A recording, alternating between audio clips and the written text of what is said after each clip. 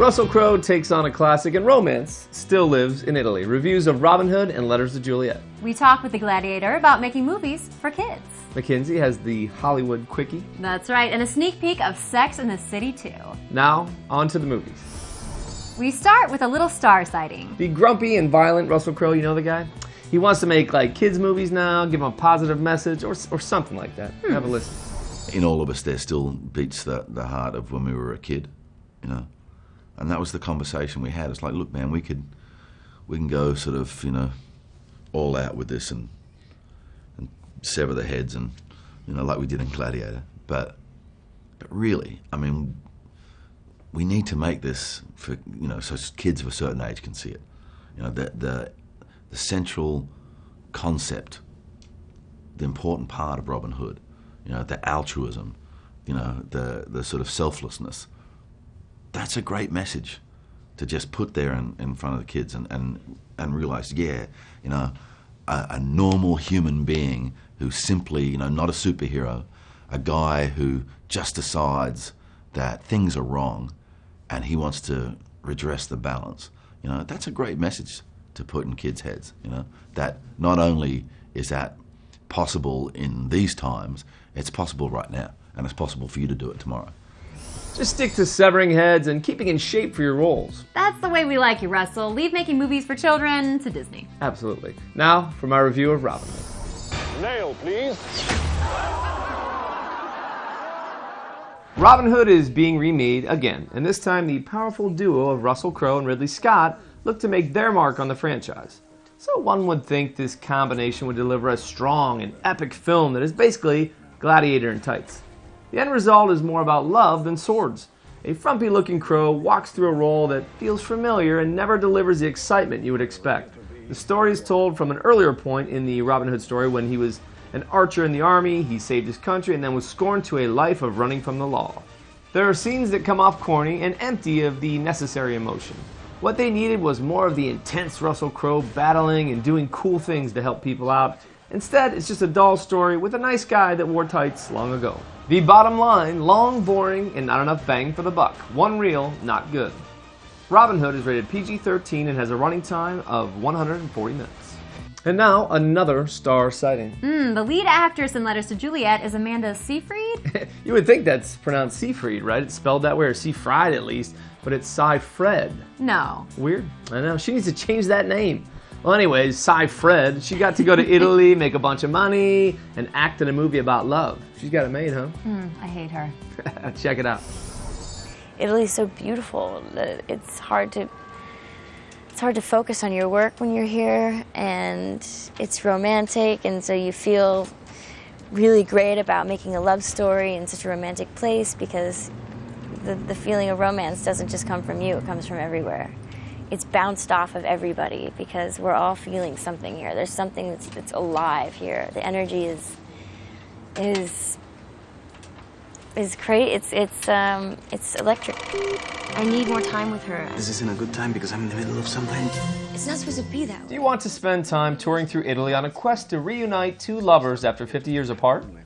If that sounds like your thing, you may enjoy the new romantic dramedy, Letters to Juliet. But just be sure that you also enjoy cheesy romantic endings and sappy love talk too.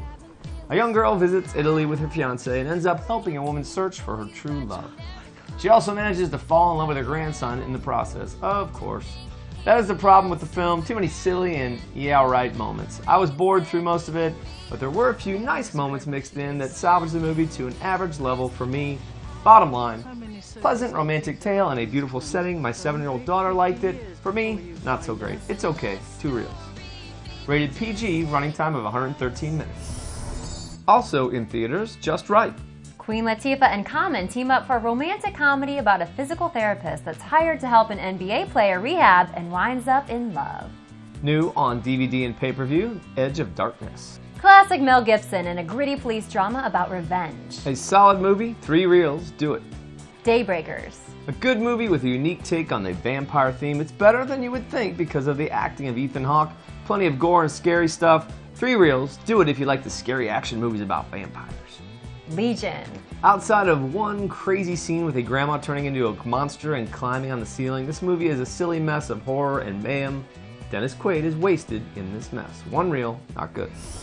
Romance, electricity, and doing things for the children are the theme of the show so far. So it's the perfect time for the Hollywood Quickie with Mckinzie.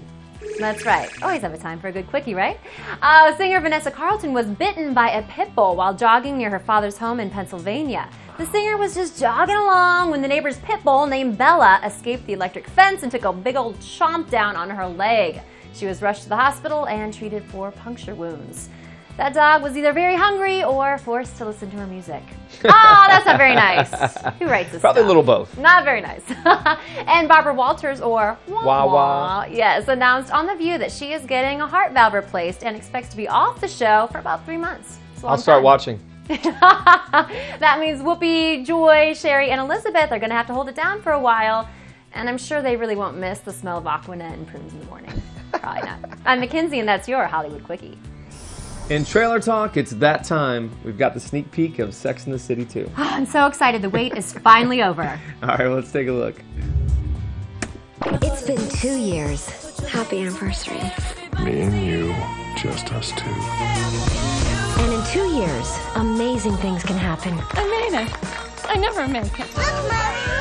Really? They're driving me crazy. I've tricked my body into thinking it's younger. How are you going to swallow all those?